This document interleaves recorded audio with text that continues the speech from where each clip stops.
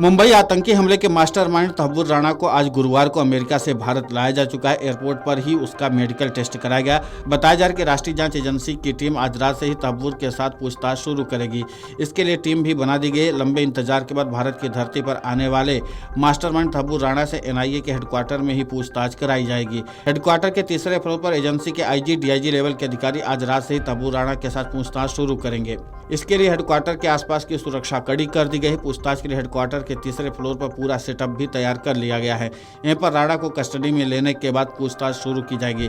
Headquarter के ground floor पर भी सेल बना हुआ है, लेकिन राणा के साथ तीसरे फ्लोर पर पूछताछ की जाएगी। कोर्ट से कस्टडी में लेने के बाद स्पेशल सेल के कमांडोज और एनआईए के अफसर एनआईए हेडक्वार्टर आएंगे और स्पेशल सेल पूरी सुरक्षा के साथ हेडक्वार्टर तक एनआईए की टीम और आतंकी राणा को पहुंचाएंगे। बताया जा रहा है कि एनआईए तहव्वुर राणा के लिए 15 दिनों की रिमांड की मांग कर सकती है। यहाँ पर वो 24 घंटे सीसीटीवी की निगरानी में रहेगा। तहव्वुर राणा के अमेरिका से दिल्ली पहुंचने से पहले ही हेडक्वार्टर के आसपास की सुरक्षा कड़ी कर दी गई थी। तहव्वुर की हेडक्वार्टर में संभावित पेशी को देखते हुए जवाहरलाल नेहरू मेट्रो स्टेशन के गेट नंबर 2 को पहले से ही बंद कर दिया गया था। साथ ही वहां आसपास के क्षेत्रों में लोगों की आवाजाही पर रोक लगा दी गई है।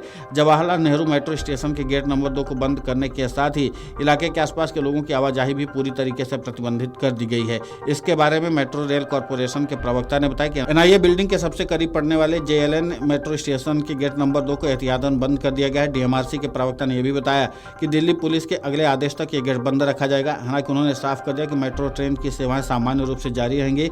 इस स्टेशन के अन्य सभी एंट्री और एग्जिट पॉइंट यात्रियों के लिए खुले रहेंगे। एजेंसी ने बताया कि तहव्वुर राणा अमेरिका में लंबे समय से न्यायिक हिरासत में था। भारत और अमेरिका के बीच प्रत्यर्पण संधि के तहत उसे भारत लाने की प्रक्रिया चल रही थी। 2 साल पहले 16 मई 2023 को कैलिफोर्निया के एक डिस्ट्रिक्ट कोर्ट ने उसे प्रत्यर्पण का आदेश सुनाया था। इसके बाद तहव्वुर ने अमेरिका की कई अदालतों में अपील भी दाखिल की, लेकिन उसकी सभी याचिकाएं खारिज कर दी गईं। एजेंसी ने कहा कि इसके बाद उसने प्रत्यर्पण के खिलाफ सुप्रीम कोर्ट में भी कई अर्जियां दाखिल की, लेकिन वहां से भी उसे कोई राहत नहीं मिली।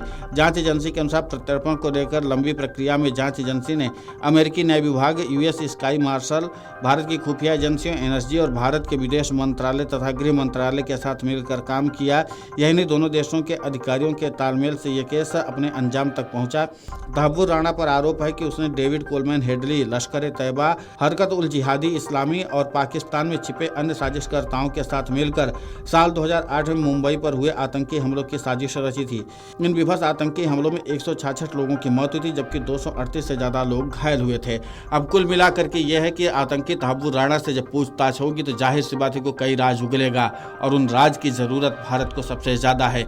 तब जाकर के खुलासा हो पाएगा कि 2008 के मुंबई आतंकी हमलों में कौन कौन लोग शामिल थे। साथ ही पाकिस्तान को बेनकाब करना बेहद जरूरी है। इसलिए तहव्वुर राणा जब यहाँ पर सच उगलेगा तो जाहिर सी बात है कि पाकिस्तान भी अब बेनकाब होगा।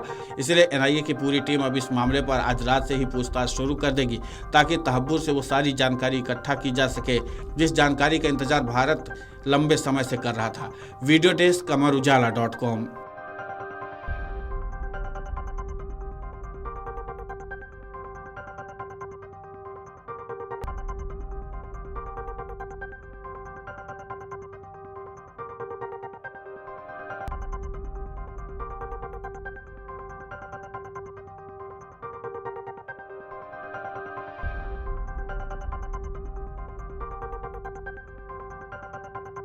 अगर आप ये वीडियो YouTube पर देख रहे हैं तो हमारे चैनल को सब्सक्राइब कर बेल आइकन दबाएं और Facebook पर देख रहे हैं तो हमारे पेज को लाइक करें। 8 मिलियन प्लस सब्सक्राइबर, आपके इस भरोसे के लिए बहुत धन्यवाद।